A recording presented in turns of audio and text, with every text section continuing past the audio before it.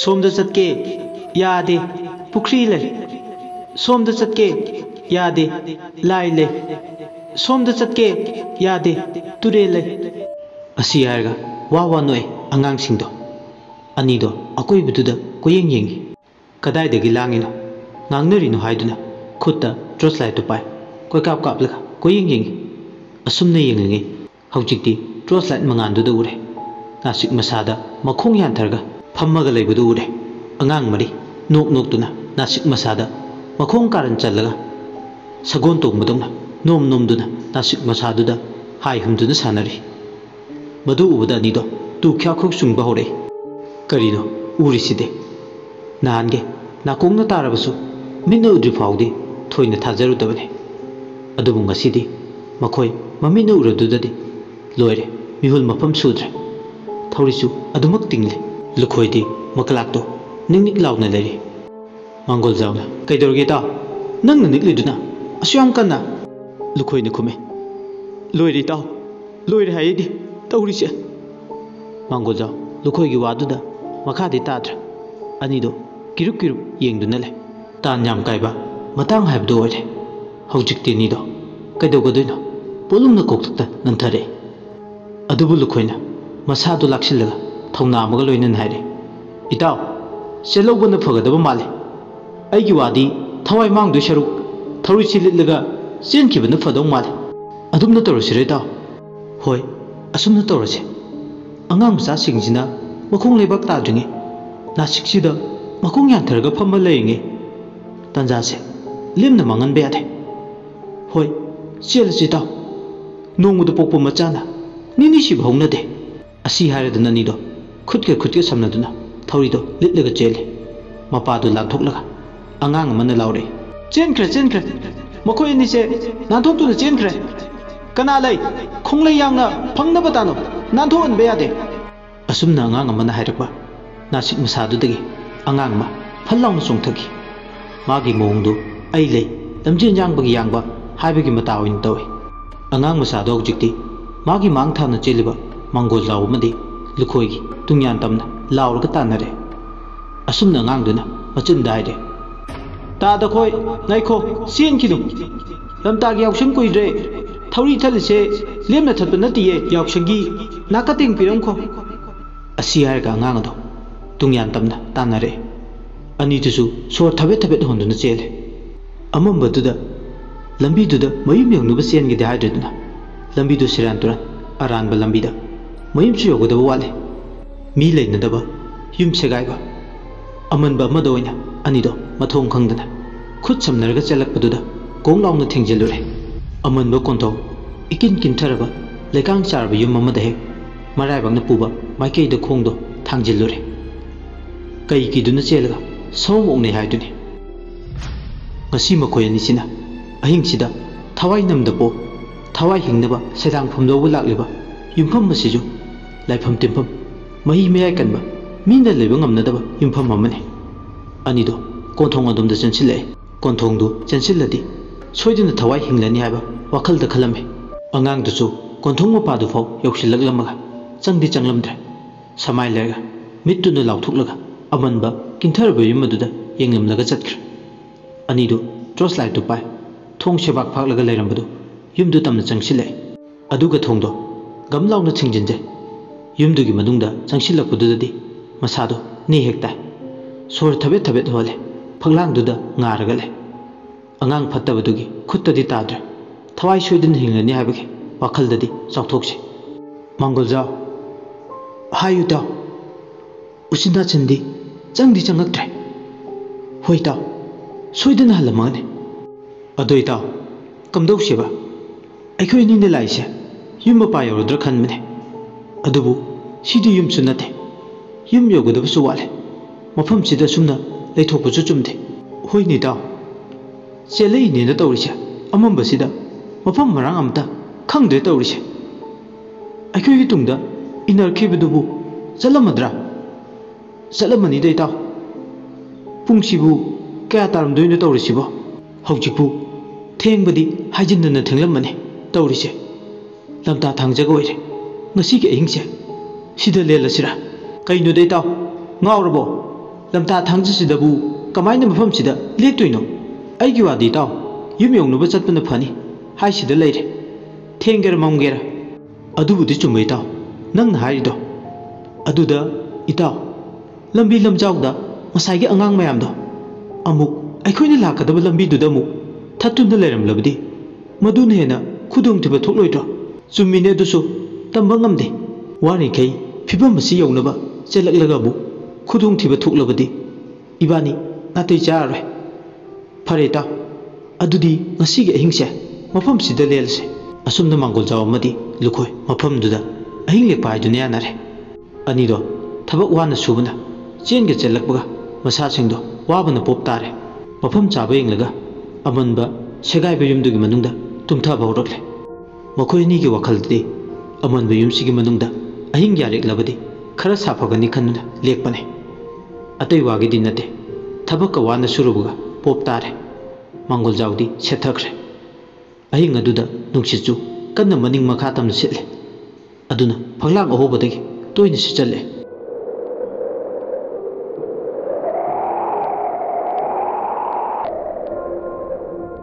manungdudasu pumam mamme trosai to kaptuna koyeng yenge lukhoina khara mamim na su singi lukhoi amam baduda koyeng yenge trosai to kaptuna kadaida kari lege haiduna ikin kin tharaba phaglang mathakta kupliba jinga man bamadi phaglangi katun kudingda mirang mahum phaglang du horasu yam kanna hobudi nate aduna makhoina leriba kasigi phibam chi yengluragadi lekpada safagadaba male amukche kadugi palba thongdo chena lonchile puna amanba koling chabdo chena puna thai ahing haibasidi tambanga manade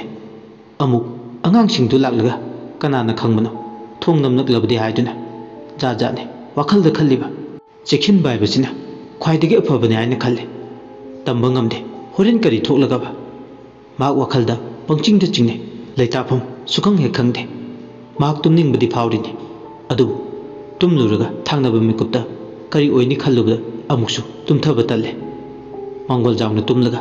manoin sanglage habagi wakhal amuksu khalle amuksu ngasai phuri khawdi yawa baiketu nisinge sing akangba mai thaba yaba khara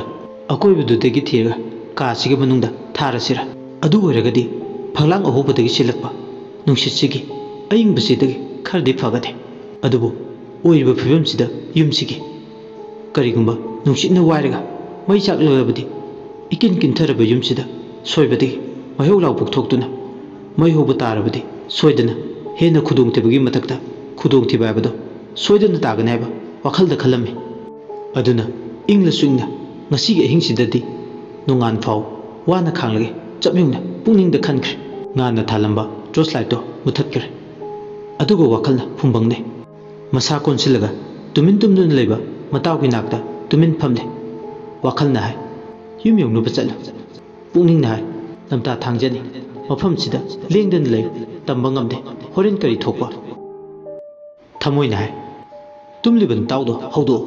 adugo yum yongnuba chalawuna khwaidagi phagani asi khaladuna lukhoi amamaduda mamitto kagla amata usiloiba yadana charangnaba wakhalgi ipakta masado nganu thangungu tawduna le adubu wakhal khanna kana maksu tapna tapna mamit anido usinba horakle maksu ninda kawbi lairamina masado sumba horakle athengba hingaduda lepa leitana sitli nungsina nakenta yening tha ani gi lonaba marak oibana ariyana langdaina bagoire akangbu nasingna leimai de kenbegi makhona yam hongna tari atiyada taguptar nganba thawan micha kara thoklambadusu haujikti nong puba amuba lechina kupsan khar mikup khara kanarba matu maya werap nonglei numsi chitpa horokle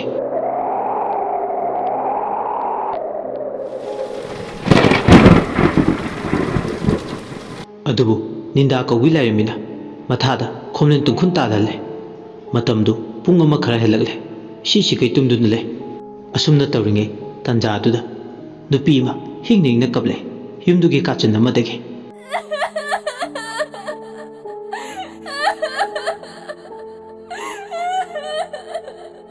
onthongna thamoi suknane mangna tengthana oine kaplibado hek tabada manungda leiba thangnaba ka dagi male asumna ꯅꯨꯄꯤꯗꯨꯅ ꯀꯞꯂꯒ ꯍꯥꯏꯔꯦ ꯃꯦꯃꯤ ꯃꯦꯃꯤ ꯇꯥꯕ꯭ꯔꯣ ꯅꯪꯕꯣ 이마나 거우리세 이마나 거우시 따르디 통cep다 항도오 메미 이마기 메미 아시 하르가 누피드나 땡타나위나 깝레 깝럼버디기 hen독다나 통도 항도 하비구만 따고 간나 틀레 아숨나 떠우나 tumthबदा ngairiba lukhoido makeup thokle ma kappagi thong thinbagi makol tare machinda murum su chole mathanda aidi tumtharurida na tawriside tumthabaga amata khangaude tawrise aduga mu aina hujik tariba makol sina kari misu leinatraba ise segaiba iman manlaba yumsig manungda aina tariba makol sina kari aigi wakhalnara asi yarga mathanda makok tu pai ma tumil leiba yaraktre tumdun leiba mata mongol jabu masa nomduna tapna haude mi ta kheni matago ita se ita hagul habne mana masa nomduna haudokpudu tarduna masado aphinga pawina hagule mangol jawna kadurgi ta lukhoy tapna ngango mangol jaw khara taptharga adu kaidoge ita hairo lukhoyna nupiyama tengthana hoina kaplibase tarabra asumna lukhoyna hairakpada mangolja mana thangkatunda tai mangolja su mana na tare kapnga ngangduna tengthana hoina kaplibase tarubu matamdi masu tahaiba ngamdre anido tumin murum sone karino aikhoina tare sibo mangmangbagadi natte koita aikoi kise kadai degi mangoidino itaw sibo adudi misu leinadaba yumsida kapngang kablibasina kana khangdre tawrise misu leitaba yumin kholsida lai natana kana leidoino laine soidre ngasi lamta thangjani ko asumnani do wari chanana amambaduda tuminamu tasindunu phamlagale somdana kappa lawba thong thinbagi mukholdudi lepamde makholduna tahaiba ngamdraduna anido kananu kaplibase khangdadi khangtolge habagi matago makhoina leriba kadugi thong puna thakrabado lukhoina tapna machet oi makaiwe khajik makhol thoandana hangdoi thongdo hangdolaga amambaduda koini yengmada kanasu leibute aduna makhutta pairiba torchlight to kaplaga makhol tamak taba masakte udribado khangning kheduna asengba tang taba ma khangningduna khutta paiba torchlight tuna thong marumdudagi lukhoina kaplage tawbuga mangol jawna kapa yade habagi matago mulle magi matawduda ingangna lukhoina kaidorgi taw nangbo mangol jawna re itaw kaino torchlight kapke toridubo itaw bu ngorbo karigumba torchlight mangadu kaplugo thonglo mangaldu kamdongna kanana kaplibuno haidana khungul lerok loidro karigumba khangkiba thoklo aikhoini ahingsida chenpham su leite sifam napam khanglerui ta lukhoi wahiyamta makha taba ngamdre matawna haribado khanke khantharu matungdadi chumlu boiningi karigumba segairaba amanba yumsidagi mangal khachikta paw ukhiba thoklabadi kanana khangni makhoini khudong thiba tarabadi yamna luruba punchigi tampham amadani makhoina lerise hoha tawba yaba matang suoidre yumsigi murum thumna sedang pham lawribani khajiktan he khangkhibada masina tungda oirakadaba tamba ngamdraba sabudaba poloidugi khallubada wadaba ngamde khutta pariba torchlight to thamme kapke habegi wakal hauchik lukoi thadokre anido murum sonare hoita torchlight che thalaruge adubu thong murum sidagi kanano kablibache haibasi tuminna yenglase aduna farne asi hainarduna anita tumin thong marumduda kari uge haiduna le manungdagi makhol tamaktai heg yengbada kanasu lebe ude adubu kapnga ngangduna nupiduna tengthana oina kapadi toklamthi asumna tawringe tanjaduna mu yumthak amanbaduda lecturing chaibadungna toba manba makhol amuk tarale makhol du tabda anido mu yumthak tuda tingak yengi असुमना मथक्तुदा येंदुना लेगे सरक अदुदा फलांग अहोबदोमदगी मैंगाल अमा मुसी मुसी गालेबदो उरे मैंगाल दु उबदा अनिदो थोंग अदुदा तुमिन चेप्थरगा येंगलंबदगी फलांग अहोबदु तमना चंगसिले अदुगा मुसी मुसी गानबा मैंगाल दुदा येंगे युमदुगी हेक मांगोंदारी फिमु setup नुपा अमना खुत्ता उचान मेरा अमा पाय लेपलगा लेबदु उरे उचान मेरादु लेबाक्तुदा मनिंगदु युंगशले अदुगा मखुत्ता लाइरोन सुनबदोंग तवे असुमना नुपासिना सोले हे सिंगमदुना सिरबा नमा नचागी थवाई मिरेलबो ngasi lamta thangjagi ahanba thangjasida nakhoigi mirelbo lawbu laklibane saphonglo lotuna leirano asi harga yumthak aduda makutta paiba lechring adu langi lechring aduna adumna chaibaga yumdugi manungdagi kapnga ngangduna kaplibu nupiduna mu saptra magloinana khonjeldu khonthangeina dupa dongna haide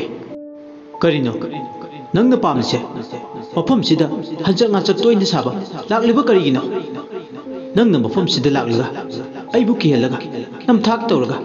aigi thawai mirelbu pududa chatkani habadi namangda bhaw manglunu ichana thawai takiba mafam sida mamaigi thawai mirelna lingdana legene nangna namthak tawraga aidi chatpa ngamoi asi harga nupisina saptra makloina da laure adubu fimu setpa nupadudi thausa wasada magi chaifam thokpa lechringdo chairga thausa wasada na le nupiduna haiba singdudi mangonda manada faw hapte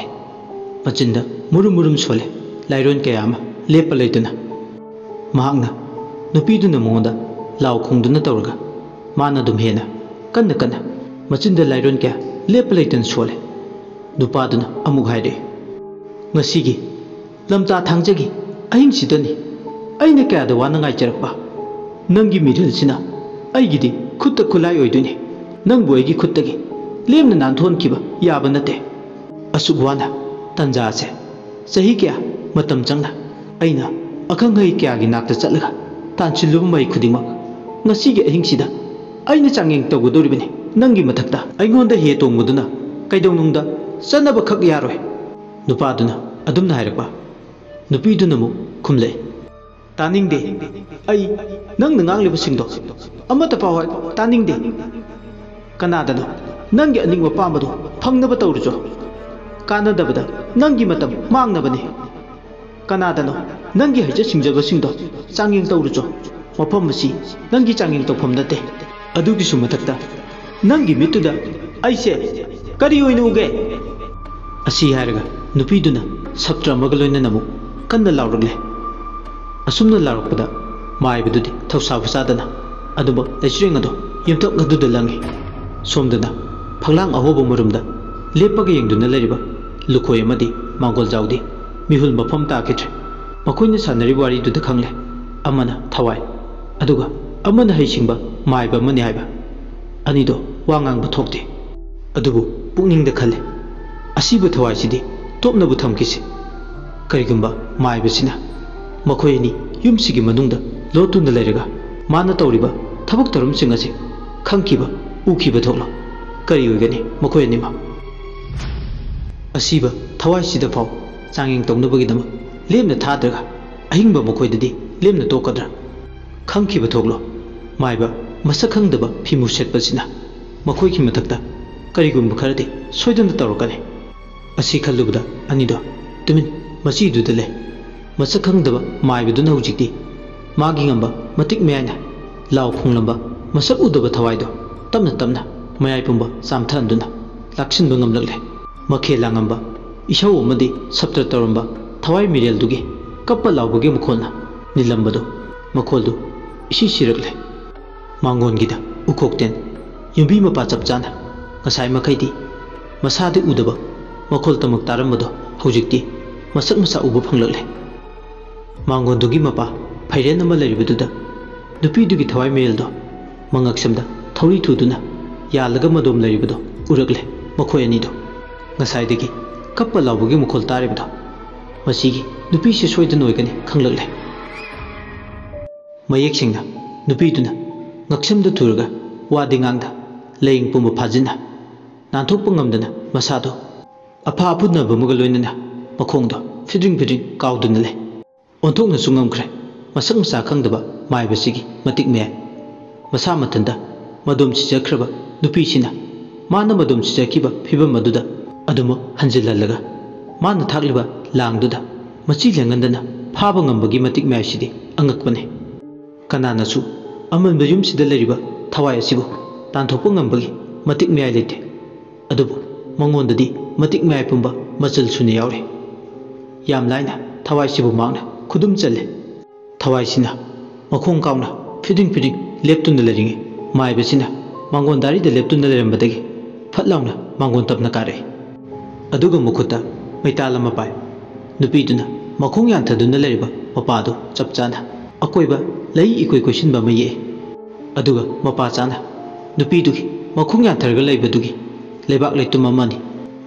मसादा लोइनरकबा थांगजतर इना साबा थांगोन मया चाम निपाल पानबा मपाय लेबाकदो खजिक कोथोए